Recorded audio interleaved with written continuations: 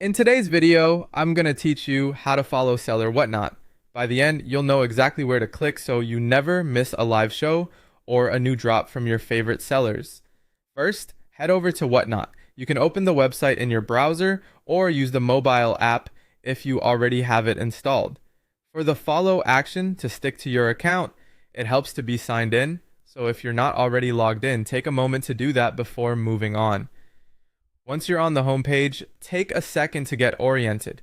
You'll typically see featured live streams, categories, and a search bar across the top. This is your starting point to discover creators and shops you're interested in. Now browse for a seller.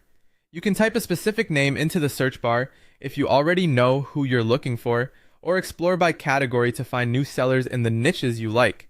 Live shows are a great way to discover sellers too. If someone is currently streaming, you can tap into their show and access their profile from there.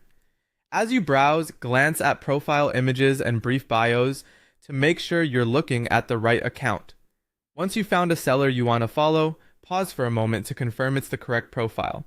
Matching the username spelling, looking at the number of followers, and skimming their recent or upcoming shows can help you be sure. Click on that seller to open their profile page. This takes you inside their dedicated space, where you can see a banner or avatar, their username, their bio, and often a schedule of upcoming live streams or items for sale. Inside the seller's page, look for the seller's username at the top. This is your anchor point. Right beneath that username area is where you'll find the follow button. Under the seller's username, locate the follow button. It's usually prominent and easy to spot. If you've already followed them in the past, you may see that it's labeled following instead, which means you're already set. Click on follow.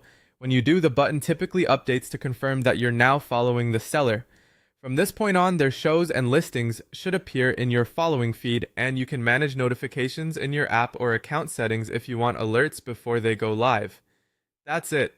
You've successfully followed a seller on Whatnot, making it easier to keep up with their latest streams and drops.